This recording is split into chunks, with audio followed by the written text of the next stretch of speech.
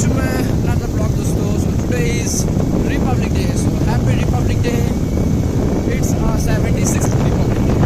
तो चलते हैं उस Republic Day को सेलिब्रेट करने के लिए with warm and lovely party. So let's go. So Piyush is with me. Piyush. So yeah. So let's go to the library and we'll enjoy today's day. हाँ भेटली.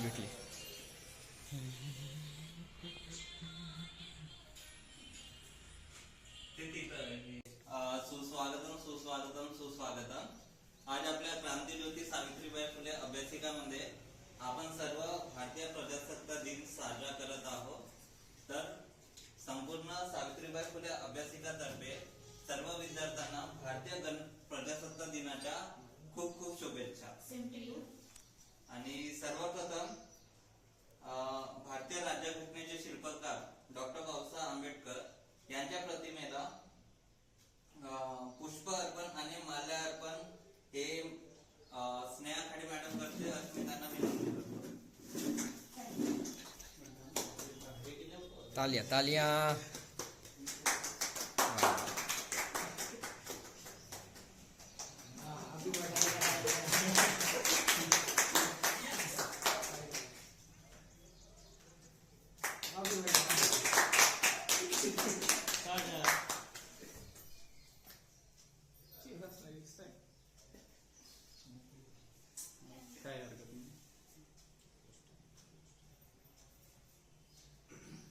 Doctor Babasaheb Ambedkar यांच्या प्रतिमेला द्वीप प्रज्वलन माननीय सुरेश भाऊ आणि अमन भाऊ करतील. अस्मितांना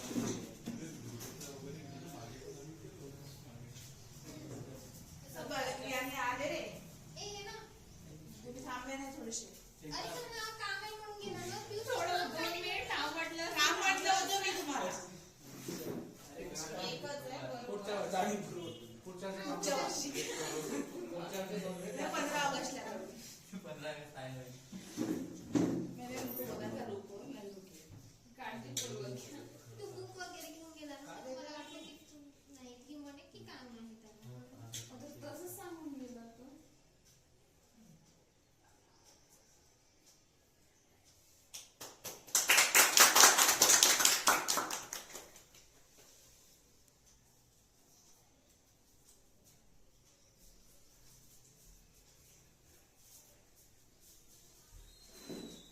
इथं उपस्थित असलेले सर्व विद्यार्थीगण मी यांना विनंती करतो की त्यांनी डॉक्टर बाबासाहेब आंबेडकर यांच्या प्रतिमेला पुष्प अर्पण करावं.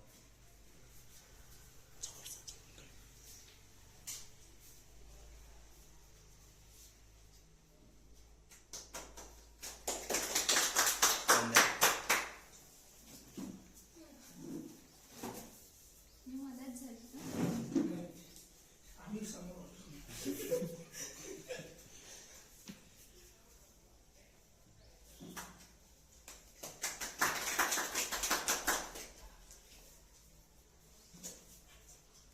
पियुष पुणेरी.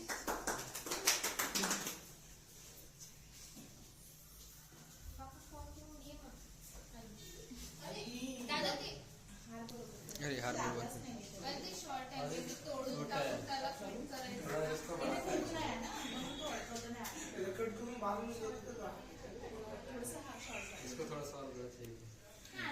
चेहऱ्याच्या खाली पाहिजे होता.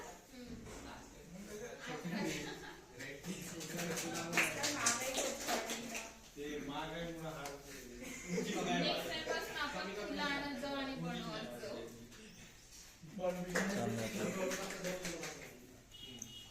कोण बाकी आहे अजून?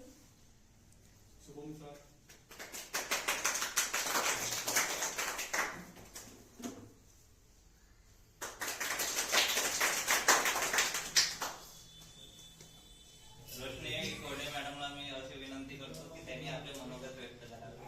तालिया.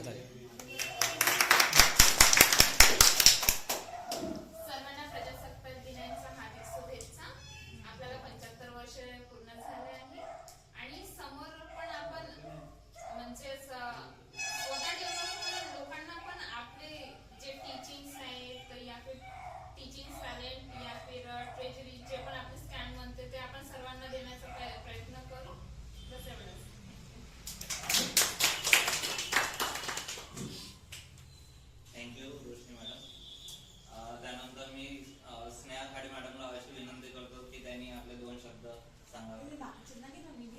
मॅडम कॅमेरा कॅमेरा कॅमेराचा मान ठेवा मॅडम.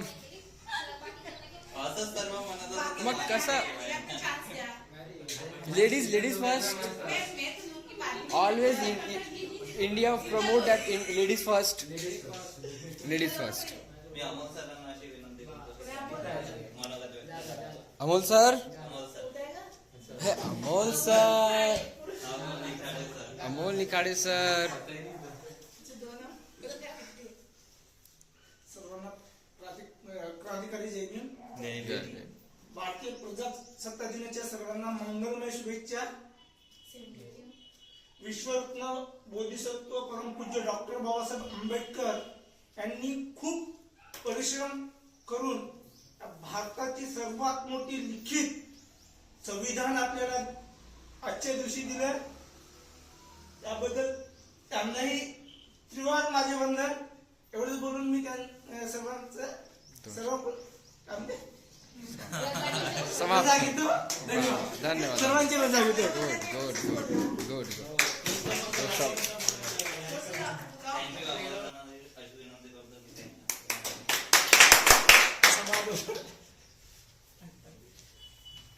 सर्वांना जय भीम आणि सर्वांना रिपब्लिक डेची हार्दिक शुभेच्छा.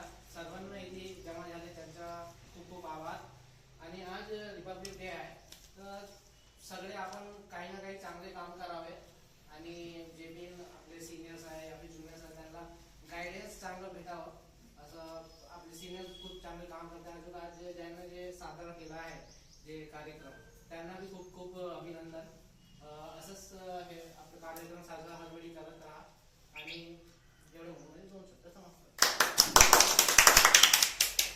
करत राहू म्हण करत राहा म्हणजे तो साईड. की त्याने आपले मनोगत व्यक्त करावे. या मॅडम.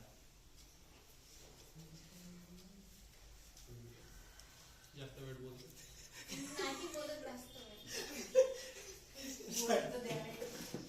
सर्वप्रथम भारतीय घटनेचे शिल्पकार परमपूज्य भारतरत्न डॉक्टर बाबासाहेब आंबेडकर यांच्या प्रतिमेला अभिवादन करते आणि आपल्या सर्वांना जय भीम.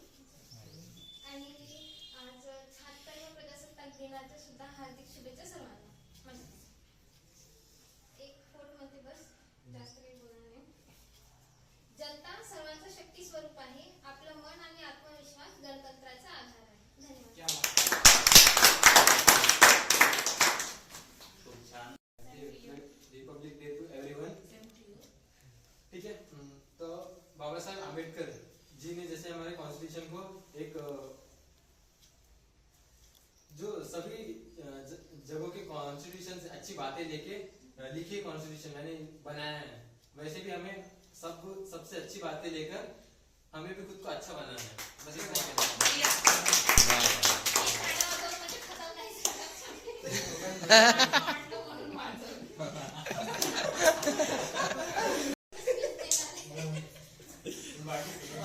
यानंतर मी पुणे श्रीवास्तव सरांना अशी विनंती करतो की त्याने आपले मनोगत व्यक्त करावे.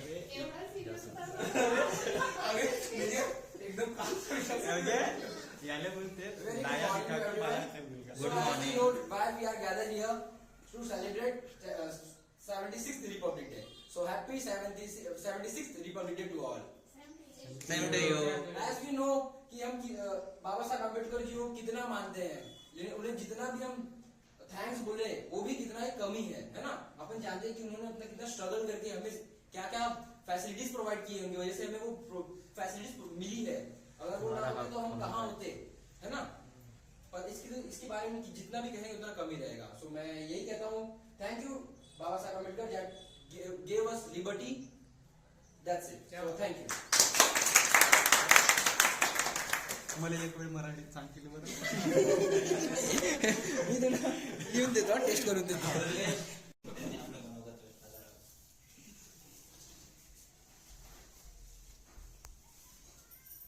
प्रथमतः प्रतिमेच्या स्वरूपात असलेले परमपूज्य डॉक्टर बाबासाहेब आंबेडकर यांना त्रिवार वंदन करते आणि सर्वांना प्रजासत्ताक दिनाच्या हार्दिक शुभेच्छा.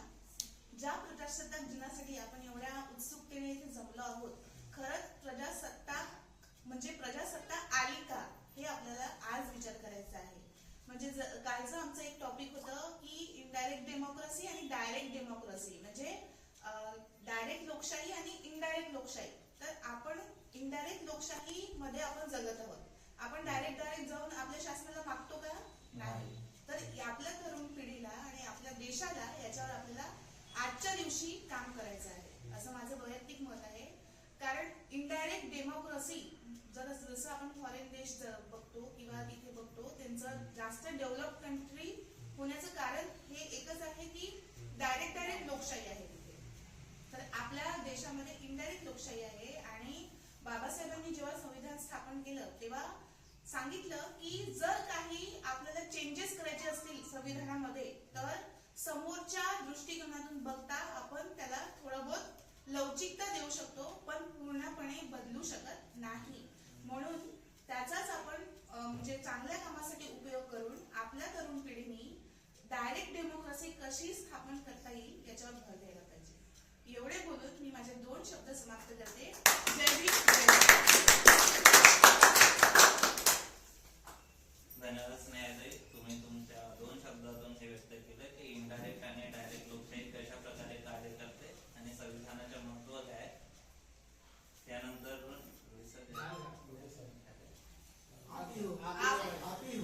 दुर्गेश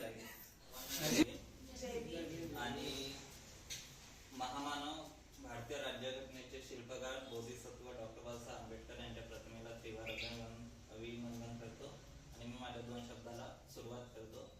तर सन 1928 जे आहे, सन 1928 मध्ये एक मोतीलाल नेहरू यांनी एक रिपोर्ट सादर केला होता. त्या रिपोर्ट मध्ये त्यांना संपूर्ण स्वातंत्र्य न मागता ते वसाहतीचं स्वराज्य त्यांना पाहिजे होतं. वसाहतीचं स्वराज्य म्हणजे इंग्रजांच्या अधिकाराखाली आपण स्वातंत्र्य होतो असं वसाहतीचं स्वराज्य त्याला म्हणतात. पण ते जेव्हा पंडित जवाहरलाल नेहरू यांनी जेव्हा ते नेहरू रिपोर्ट वाचली, मोतीलाल नेहरूची रिपोर्ट जेव्हा वाचली तर त्यांना असं वाटलं की आपल्या देशामध्ये इंग्रज आपल्याला एवढं गुलाम करून ठेवतात, आपल्याला स्वातंत्र्य नाही, व्यापाराची मक्तेदारी नव्हती, कसं जगाचे काही अधिकार नव्हते. ते 1929 मध्ये जे भारतीय राष्ट्रीय काँग्रेसचे जे लाहोर अधिवेशन झालं होतं ते रावी नदीच्या काठी झालं होतं 1929 मध्ये. त्यामध्ये पंडित जवाहरलाल नेहरू यांनी स्वातंत्र्य मतदारसंघाची मागणी केली होती इंग्रजांना. तर स्वातंत्र्य मतदारसंघाची मागणी त्यांनी केव्हा केली होती? 29 डिसेंबर 1929 रोजी केली होती. आणि आपण 26 जानेवारी 1930 रोजी पहिला आपण स्वातंत्र्य दिवस साजरा केला होता. तर त्याचेच औचित्य साधून जे आपले भारतीय राज्यघटना समिती होती त्यांनी 26 जानेवारी हा दिवस भारतीय प्रजासत्ताक दिन म्हणून आपण साजरा केला जाऊ अशी त्यावेळी घोषणा केली होती. तर आपल्याला माहिती आहे की भारतीय संविधान निर्मिती करताना जेवढे पण समित्या होत्या, जसं भारतीय राज्यघटनेची समिती होती, भारतीय मसुदा समिती होती किंवा इतर जे समित्या होत्या आणि ज्यामध्ये प्रत्येक जे महापुरुषांनी किंवा प्रत्येक समिती जे गठीत केले त्यांचे सर्वांचे मी अभिनंदन करतो की त्यांच्यामुळे आज आपल्याला एवढं चांगलं संविधान लाभलं आहे. आणि त्यांची अंमलबजावणी आपण 16 जानेवारी 1950 पासून भारतीय संविधान हे अंमलात आले. एवढेच बोलून मी माझे 2 शब्द संपवतो.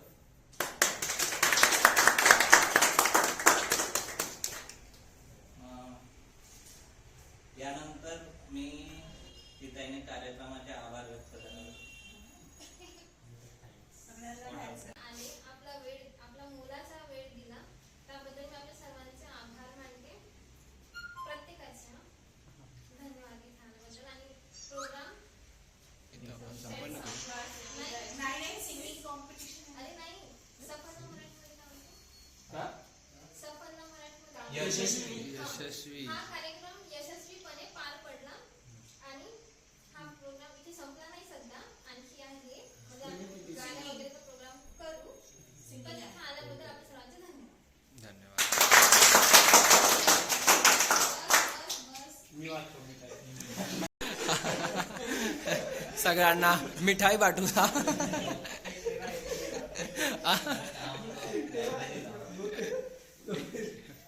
है ना? कुठे आहे तू?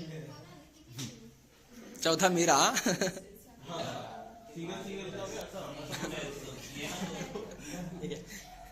तर तू तिकडून असा येशील नाही का त्याच्यामुळे मी इथे वाचली का मी ठेवून घेतो म्हणा.